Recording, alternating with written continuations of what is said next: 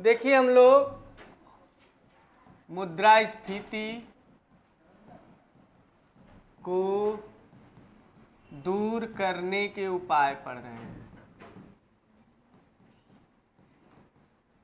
Measures of evolution of inflation, मुद्रास्फीति को दूर करने के उपाय पढ़ रहे हैं।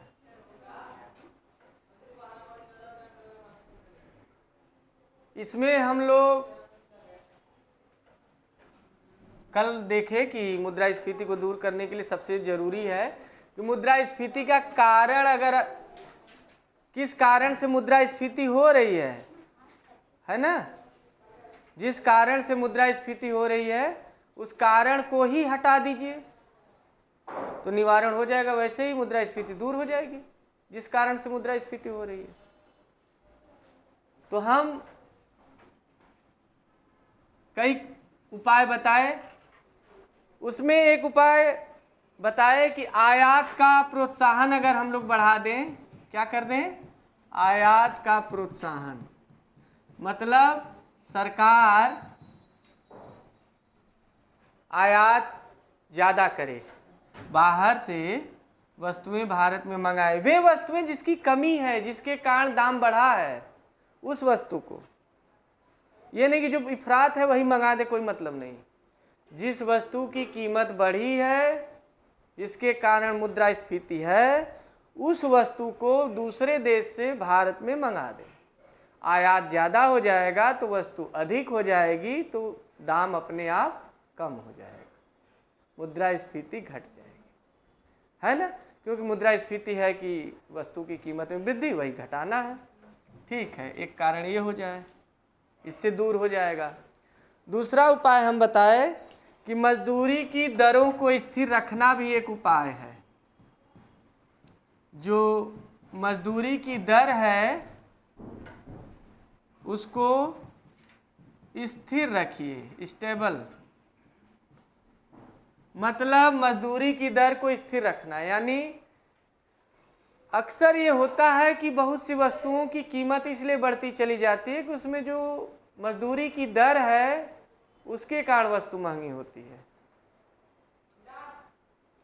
अगर हलवाई मान लीजिए मिठाई है, ठीक है, खोआ महंगा है वो तो ठीक है, अपनी जगह है, लेकिन चीनी तो ज़्यादा महंगा नहीं होता है, फिर भी मिठाई वाले महंगा करते चले जाते हैं। तो जो मजदूरी है, मजदूरी अगर महंगी हो गई तो अपने आप मिठाई महंगा हो जाएगा, जो उसमें बनाने वाले लोग हैं, मिठाई बनाते हैं। तो अगर मजदूरी को स्थिर कर दें तो भी कुछ न कुछ तो कीमत घट ही जाएगी, मतलब घटे या न घटे लेकिन बढ़ेगी नहीं, इतना तो हो जाएगा ना। लेकिन ये प्रभाव वहीं काम करेगा जहां मजदूरी की ज़्यादा ज़रूरत होती है। जैसे ऐसे समझिए, कपड़े वाले जो मिल हैं वहाँ रुई से यानी काटन से धागा बनाना होता है, कौन करेगा, मजदूर करेंगे। धागे से फिर यानी और क्या हो गया, स्पिनिंग हो गई, धागा बन गया।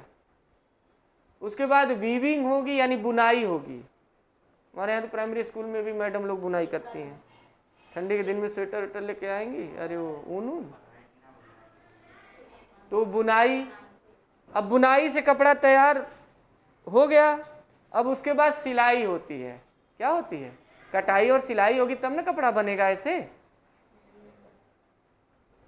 तो ये करेगा कौन, वर्कर ही तो करेंगे। रुई थोड़ी ज़्यादा महंगा है, ये सब कमवा महंगा है, इसलिए कपड़ा महंगा हो गया। तो अगर मजदूरी की रेट ही कम रहे तो कपड़ा सस्ता रहेगा,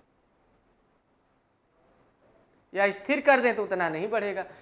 लेकिन जहाँ मजदूरी से कोई लेना देना ही नहीं है वहाँ पे मजदूरी घटाने से कोई इफेक्ट नहीं पड़ेगा, है ना, ध्यान रखिएगा। ठीक है, तो ये मुद्रास्फीति दूर करने का एक उपाय है। अगला हम बताए कि बेरोजगारी और मजदूरी में संबंध बताए थे। बेरोजगारी और मजदूरी में संबंध बताए थे फिलिप ने, इसीलिए फिलिप वक्र कल बताए थे, आपको याद होगा। फिलिप वक्र क्या है,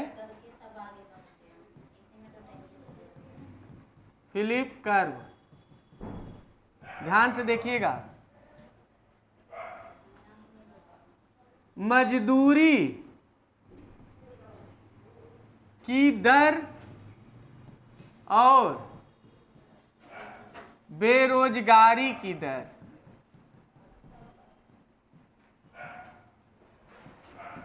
में संबंध कौन बताया था? फिलिप ने। एक लाइन में समझिए, याद रहेगा तभी लिख पाएंगे जल्दी से। इन्होंने क्या बताया? मजदूरी की दर और बेरोजगारी की दर में संबंध बताया। ये अपने देश में कई साल से ये देखे, सर्वेक्षण किए कि जब मजदूर ज़्यादा बेरोजगार हैं तो उस समय ये लोग मजदूरी की कीमत बहुत कम देते हैं। मतलब अगर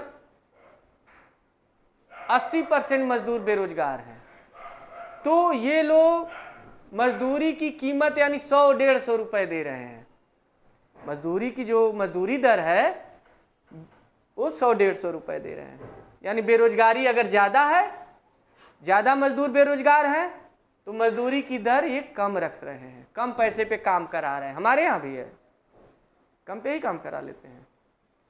और यदि मजदूरी की बेरोजगारी दर मतलब घट गई, जैसे 70% ही बेरोजगार रहे, 60% रहे, या फिर 10% उस देश में बेरोजगार हैं, तब मजदूरी की दर जो है, यानी मजदूरों को जो उनके काम के बदले जो वेतन मिलता है, सैलरी जो मिलती है, पारिश्रमिक जो मिलता है, वो बढ़ा के मिल रहा है। क्योंकि मजदूर अब कम ही बेरोजगार हैं तो उनको सैलरी ज़्यादा मिल रही है।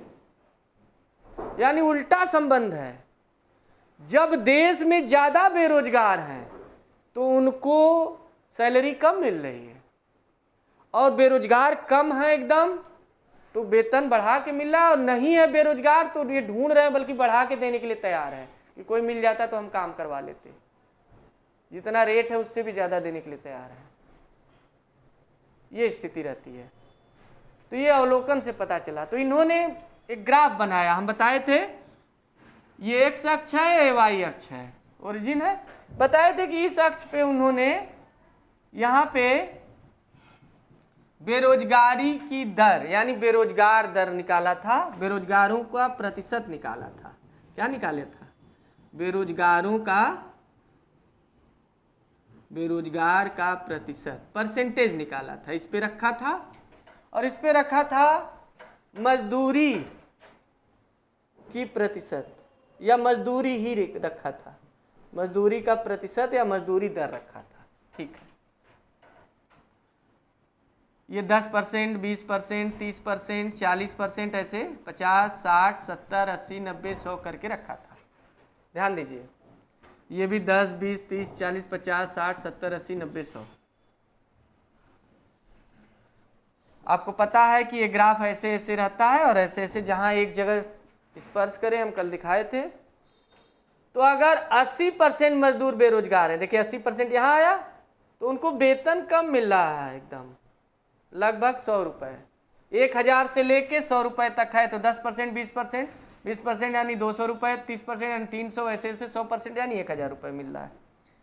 ये आप देखेंगे कि 80% अगर बेरोजगार हैं तो ये 10% वाली लाइन और 80 वाली लाइन यहाँ स्पर्श कर रही, यानी उनको 100 रुपये ही वेतन मिल रहा है। कितना मिल रहा है? 100 रुपये, 200 रुपये। समझ में आ रहा है ना? देख लीजिए, 400 रुपये।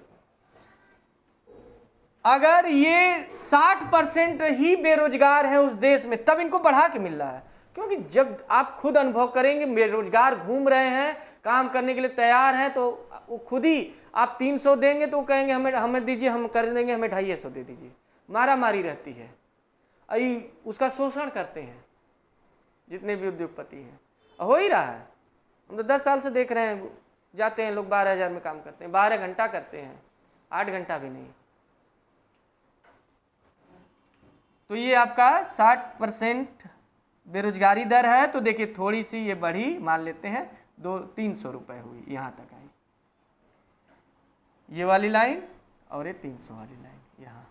ठीक है, अगर 40% बेरोजगारी दर है तो वेतन और बढ़ा के मिलता है, ये लाइन और ये 500।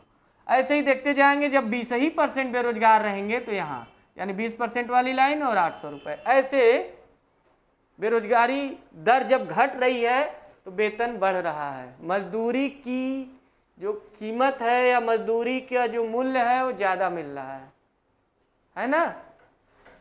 और यही इसको मिला दिए तो ये बन गया ग्राफ। तो ये क्या है, यही है फिलिप वक्र। टेढ़ा है तो वक्र नाम रख दिए, वक्र मतलब टेढ़ा। अब फिलिप ने बनाया था इसलिए फिलिप वक्र, है ना।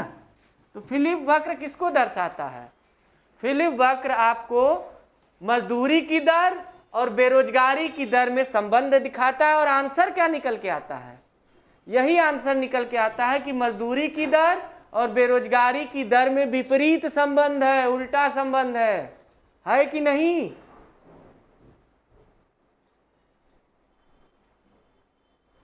वो बर्तनवा जो धोती हैं सब देख लो कितना कम मिलता है। हाँ ठीक है, और एक को धोने वाले ना मिले ना, एक को ना मिले धोने वाले, तो जो अमीर घर के लोग हैं वो 40-40 हज़ार में काम कराएंगे, क्योंकि मजबूरी है, कोई बर्तन धुलने वाला वो धुल ही नहीं पाएंगी अपने, अगर एक को ना मिले तो 40-50 हज़ार महीने में काम कराएंगे धुलवाने के लिए, लेकिन मिल रहे हैं। ठीक है, आज जो कल का था वो हो गया, अब आगे